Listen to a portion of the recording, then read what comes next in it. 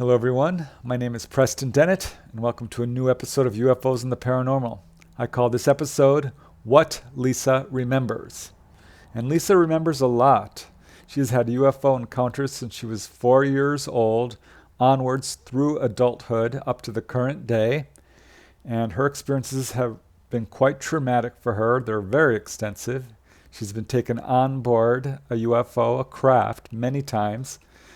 She usually sees praying mantis-type ETs. Her case, I think, has a lot to say about why the ETs are here and their agenda on our planet, and that's why I wanted to present her case for you today.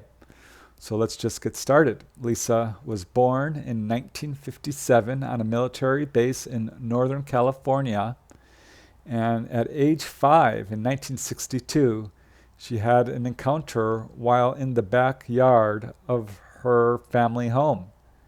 And I'll just let Lisa describe what happened in her own words. As Lisa says, "I was picking snails off of my mother's rose bushes and putting them in a coffee can. I look up and there's this huge bug-looking thing watching me. It frightened me so bad that I fell back. It was standing in front of me. I could see the feet as I was picking up snails, and then I looked up. I dropped the can as I fell back. The snails came out of the can, and I don't remember anything else after that. That's all I remember. It was very shocking. The only thing I remember after that is coming back. I was walking on the ground, but I had this thing by the hand, and he was taking me home. He looked like a big, giant bug. It was not gray, more like a green, muddy color, almost the color of a swamp. It looked like it had very thin skin, kind of an angular square head, more of a rounded chin, and a very sectional body. Really long legs. You could see knees and elbows. The eyes weren't black, they were dark, dark brown. I don't remember any conversations other than when he walked me back. I remember him saying, 'I'll see you later.' And at that point, I wasn't so much afraid anymore, until later in my teens. Then I started rebelling more." So that was Lisa's first encounter. It didn't scare her, but she started having more encounters, more missing time. She started suffering from a lot of unexplained nosebleeds. Her next really major encounter occurred when she was 14 years old. This was in 1971 on the far side of Catalina Island in Southern California. Lisa had gone scuba diving, and this is when something very strange happened. And I will just let Lisa describe in her own words how this happened. As Lisa says, "I remember going into the water, swimming around, and all of a sudden it felt like I wasn't getting any air, and I came back up. And there was this huge ship. It was mirroring the ocean and the sky. It was just huge. It seemed to reflect the ocean and yet reflect the sky. It wasn't so much silver as it seemed to reflect everything. It was very, very low. You could not miss it. It was huge. It was oval. It wasn't perfectly round. And it didn't seem to cast a shadow. And I remember thinking, how weird. I looked down the shoreline and I saw beings walking towards me. They looked human, but they weren't. I knew they weren't human, but they didn't look alien. They were saying my name, but they weren't saying Lisa. They were calling me, and I knew it was my name. They were saying, 'Oorah.' I don't know what that means. I remember thinking, God, they look so weird. And the next thing I remember consciously was panicking on the beach. It's late. My mom was going to kill me because it was late. I just freaked. I remember hiking back over, checking to see if I had everything, making it back just in time to return the scuba equipment before they closed, and then going back down to the pier and waving at my dad so he'd see me. Following this experience, Lisa noticed a few other things. Her body felt quite sore. She was also missing her ring, which really upset her. Interestingly, years later, this ring would appear on her dresser when she was an adult. So the ETs apparently took it and gave it back to her. But she did have physiological effects in the form of a real soreness on her body. And years later, after many more experiences, she decided to go under hypnotic regression with Yvonne Smith, a very well-respected UFO abduction researcher. And under hypnotic regression, Lisa recalled what happened during the missing time. And it was quite harrowing for her. I did listen to the hypnosis tapes, and she had a very difficult time with this experience. She was quite scared. And I'll just let her describe in her own words what happened. She had seen these people on the beach calling her name, and they started to approach her, calling her Ura. And as Lisa says, I remember her saying, "Come on, I have to take you somewhere," and walking down the shore a little bit. It seemed like the ship was moving, and I kept glancing over at it. It was almost pacing us. And then I was just going up in the air into a light with her.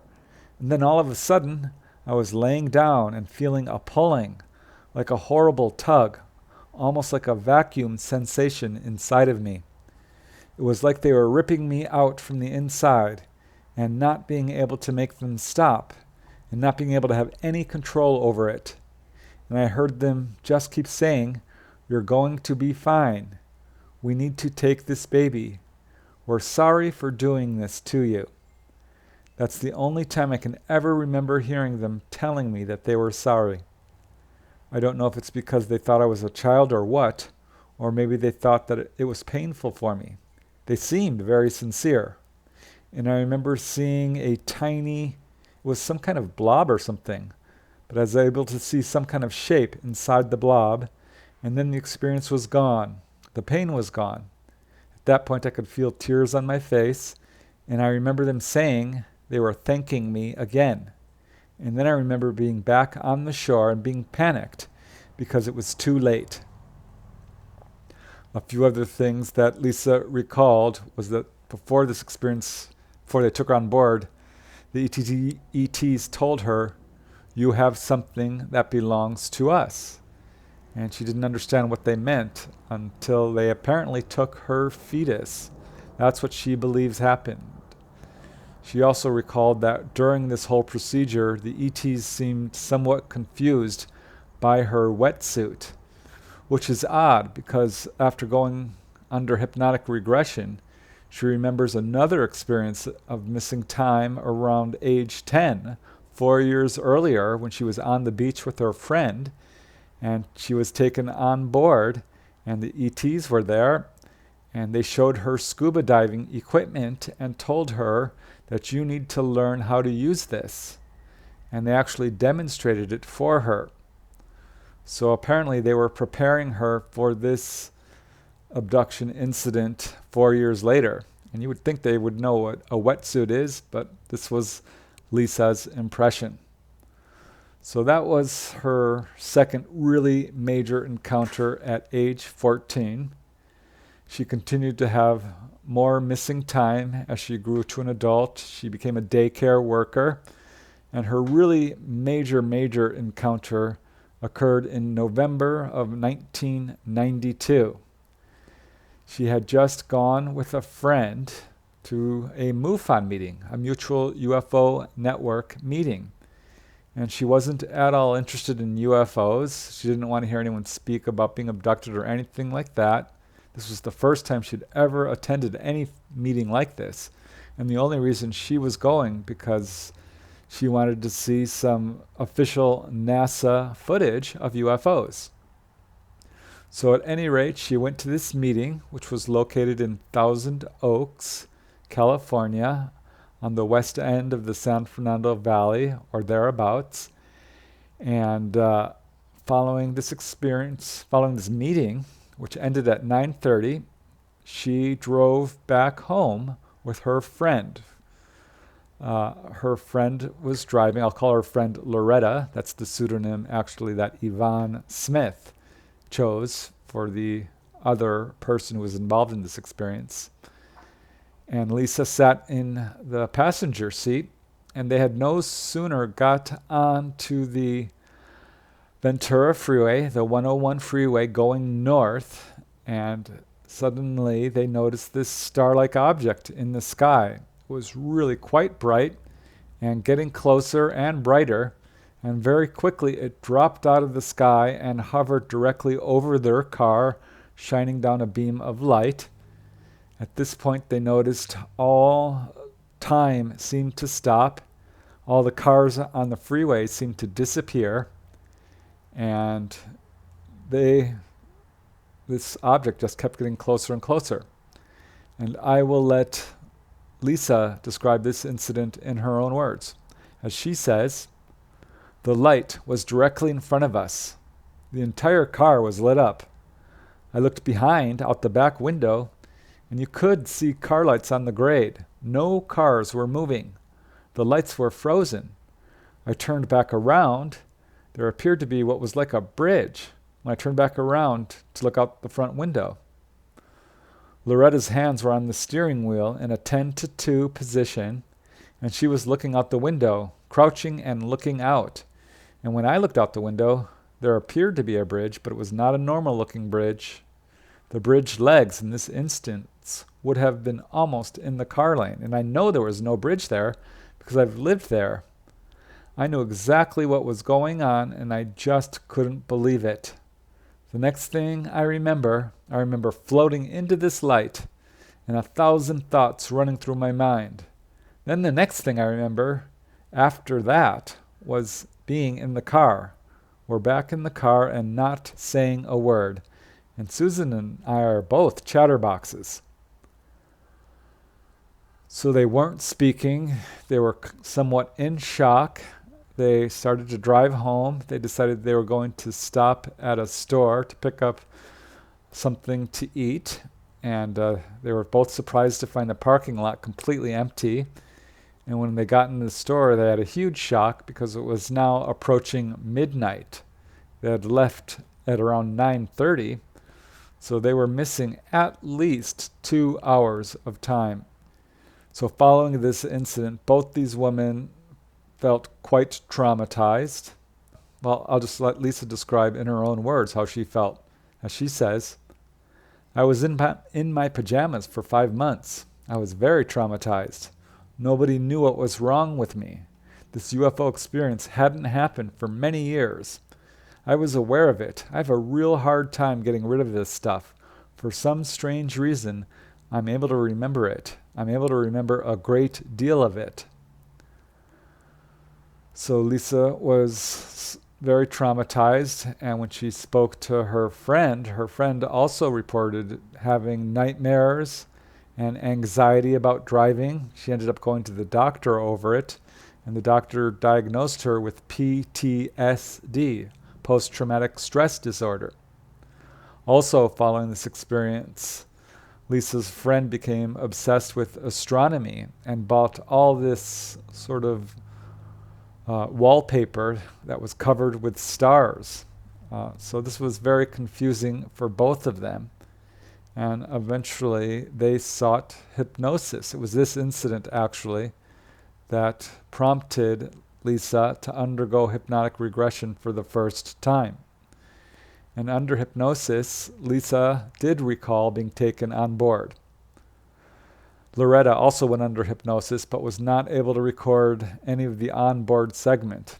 The only thing Loretta recalled was the car stopping, being hit by this beam of light, seeing this light, and exiting the car and standing on the freeway, and one of these bug-like beings standing next to her.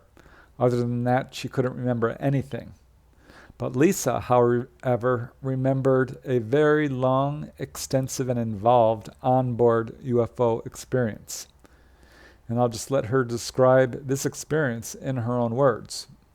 As Lisa says, and I quote, "I remember rolling up the windows, locking the doors, panicking.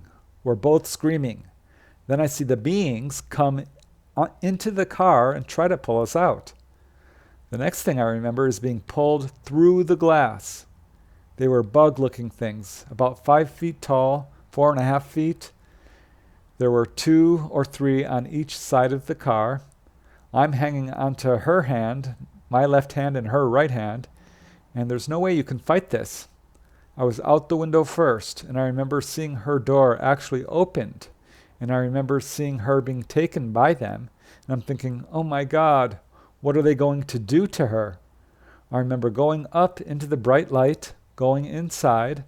It seemed as if the room was expandable. Everything was, I don't want to say sterile, but it was very smooth. It wasn't bright colored. There were no bright lights or anything. And I was being escorted, separated from Loretta. The most vivid memory I have is looking over what I call a balcony. On a balcony looking down at Loretta. And they were showing her stuff on what looked like black glass. And it looked like galaxies. I remember stopping on purpose and looking down over what I would guess would be the first floor and seeing Loretta. They were just showing her what looked like maps of galaxies on black glass.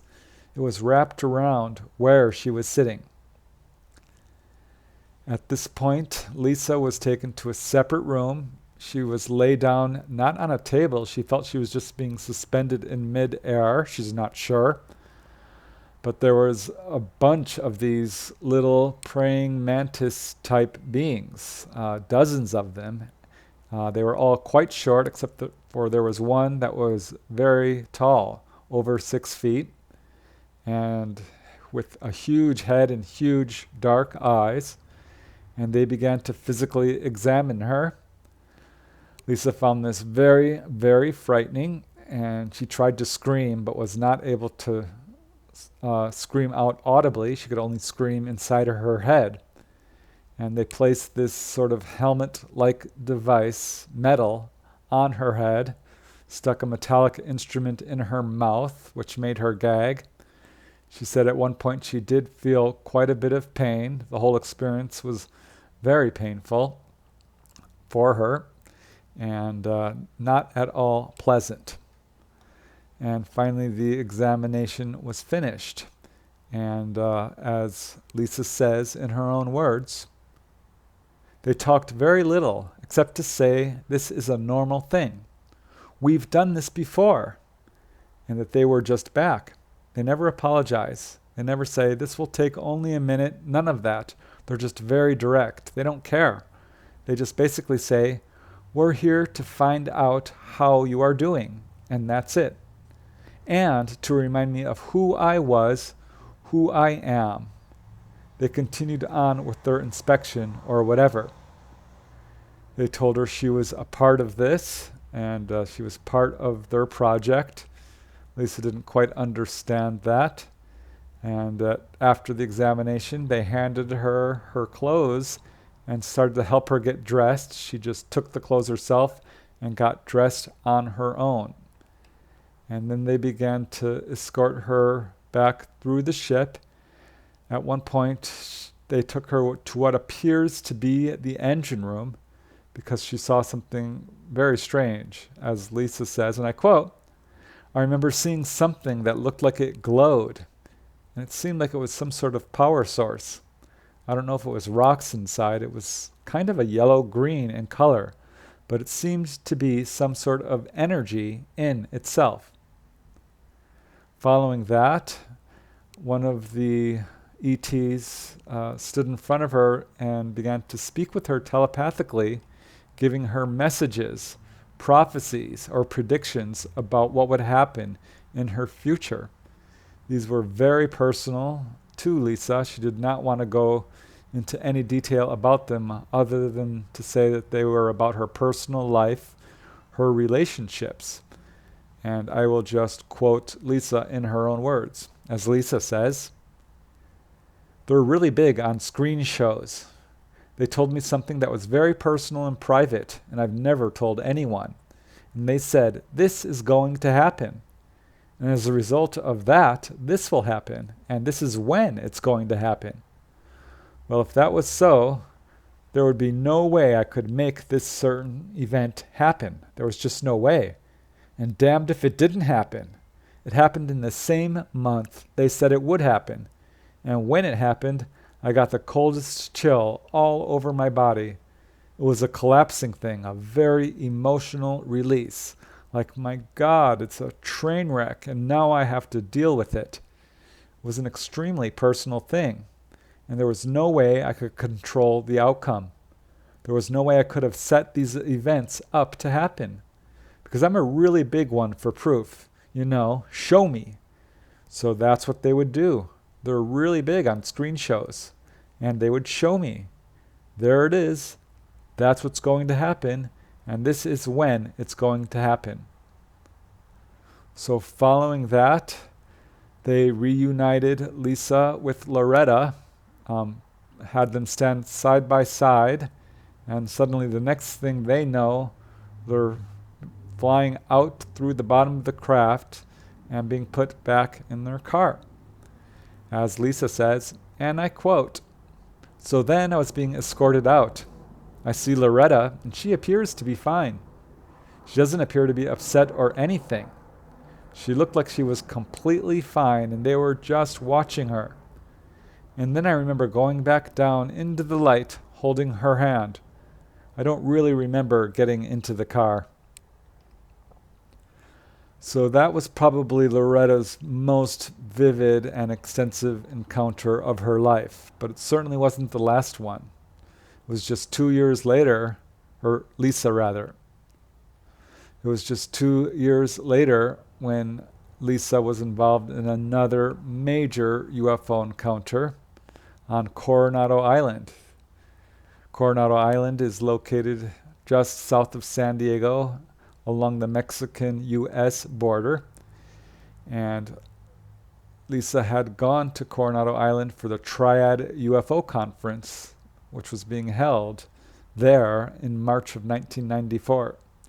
She didn't want to go. She told her friends, every time I go and every time I travel, something happens. I have a UFO encounter. I don't want to go. But they convinced her. And sure enough, Lisa was right. She did have a UFO encounter.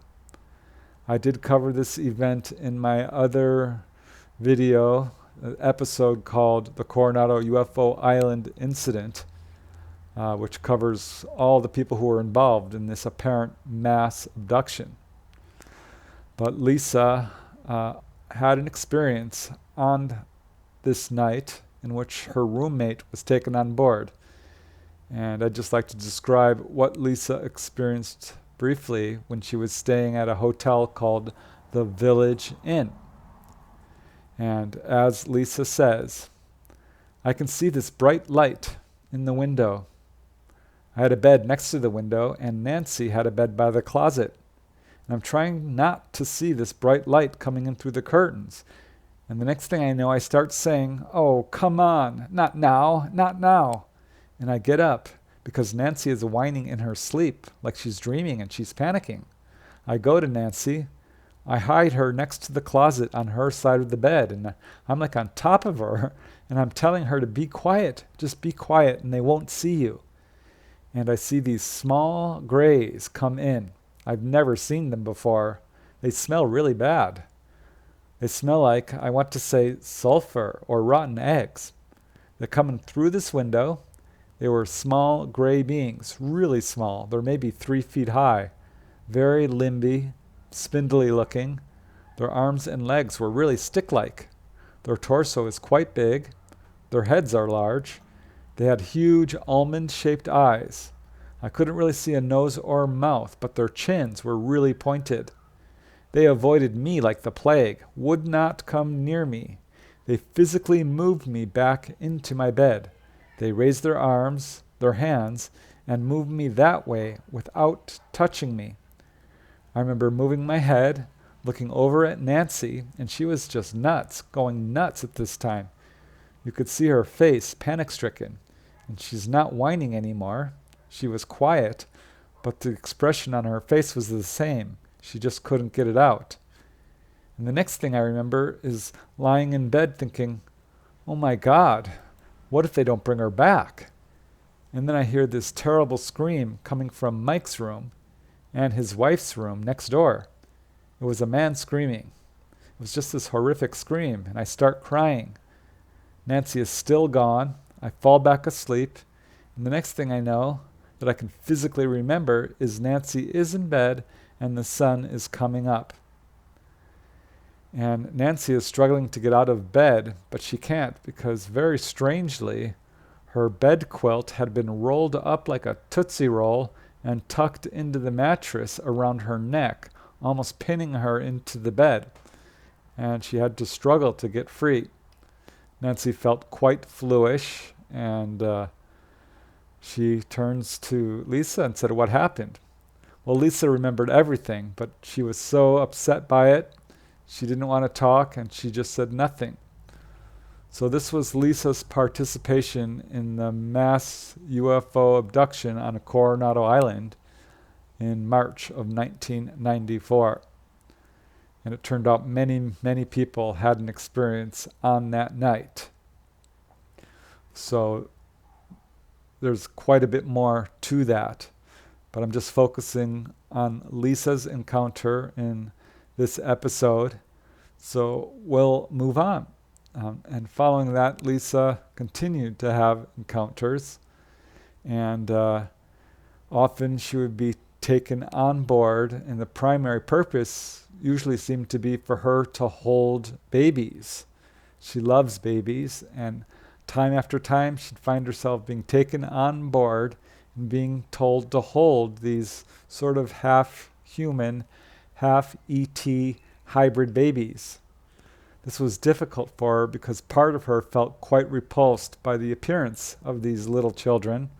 On the other hand, her maternal instincts would always kick in, and she would love these babies and just hold them. And I'll let her describe what this is like in her own words. As Lisa says, "That's my job, basically, for them, is to babysit their kids. And I don't understand. It makes me so angry. What is it that they don't understand about emotion? When they see me hold a hybrid, it's like they study you. And I would get so angry that they didn't know how to do that. But for some reason, they feel that these hybrids need it. And that's the only contact you get with them is when they're really young. Something I believe that is human in all of us has empathy for any baby. The babies looked like hybrids, they did, but they really looked more human than bug-like. I was really surprised. Their limbs were still really long and lanky, and they didn't respond like a human. I don't know if it's because they weren't getting emotional bonding from a human." So besides being told to hold these babies, she was also periodically physically examined. And while she was very cooperative early on, sometimes she would just fight and protest. And on a few of these occasions, after protesting, she would wake up and find bruises and scratches on her body. So this has been quite difficult for Lisa. Following one encounter, she did wake up with pretty severe scratches. So she's fighting them. As Lisa says, "It's gotten to the point now where I fight. I used to fight in the beginning, and then I didn't fight. And now I'm back to fighting. And I come back bruised and just a mess because I fight." And I remember telling them things like, "Okay, I'm getting tired of this game, change the tape." And they almost think that humor is not funny. They don't understand it. But at the same time, they're interested in it. But they can't or don't seem to grasp it. Like, what does she mean, change the tape? You know what I mean? So that part gives me some rebellion. Like, ha ha, I have humor and you don't. Lisa has had some very strong physiological effects as the result of her encounters. As I mentioned earlier, she did have nosebleeds throughout her childhood that were quite severe and unexplained, and does wake up with strange marks on her body. Once after she was taken, 3 days following the experience, she had to be hospitalized for anaphylactic shock. And the doctors could not diagnose what was wrong with her. But they did notice this weird triangular mark on her hand. This is a small triangle on Lisa's hand, and it's always been there. It's been there since she was a little girl. Sometimes it gets sore and inflamed. It's never painful, but it's quite obvious. And the doctor, after examining her, saw this triangle mark on her hand. Lisa tried to hide it, but the doctor quickly grabbed her hand and examined it closely through a magnifying glass and a light. And he says, this thing is actually fluorescing. What is it? And Lisa played dumb, as if she didn't know what it was or where it came from, but she believes that it is a genetic tag. This is what the ETs have actually told her, that this is their mark, and that she also believes it may be connected to an implant.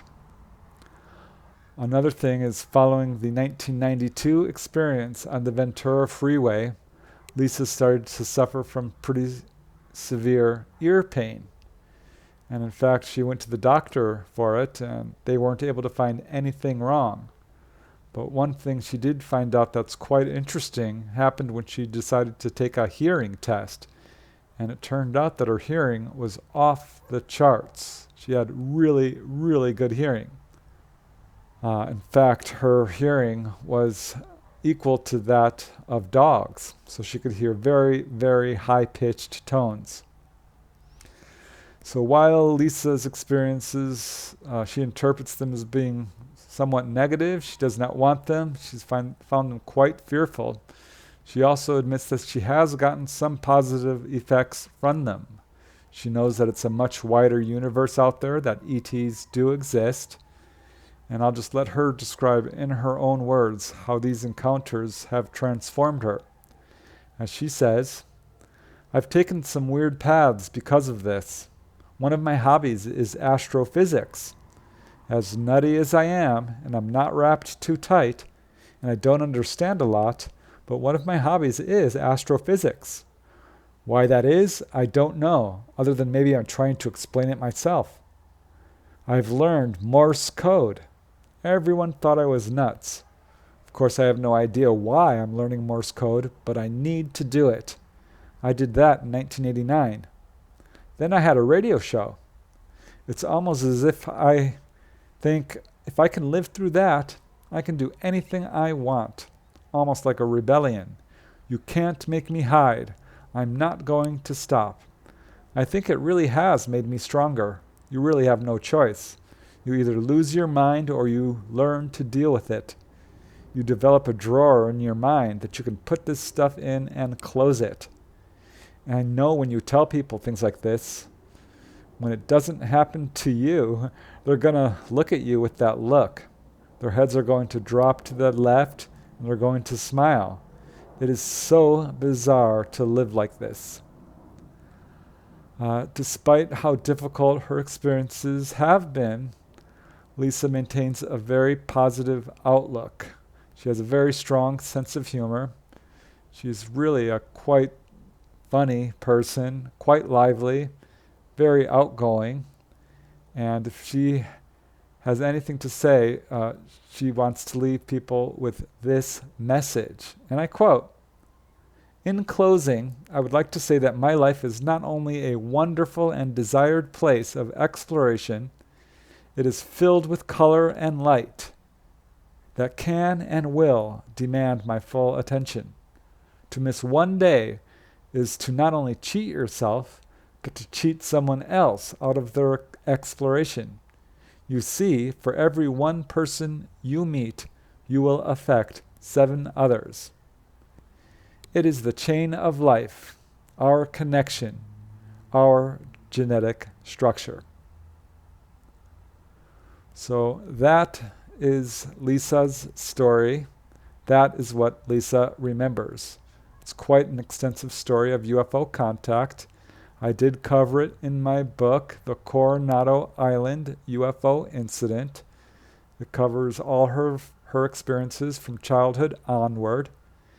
And I will say that Yvonne Smith did also write about Lisa's experiences in her book, Chosen, and also in her book, The Coronado Experience.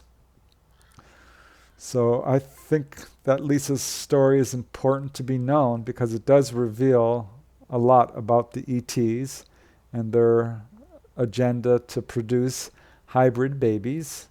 It shows how dramatically encounters can affect a person. It shows how encounters start at early childhood onward. And it also shows how amazingly advanced these ETs are to be able to stop time, pull someone off of a freeway, this sort of thing. It's a really amazing story, and that's why I wanted to share it with you today. I hope you've enjoyed it and perhaps learned something. I want to thank you very much for watching. I truly appreciate it. Until next time, keep having fun.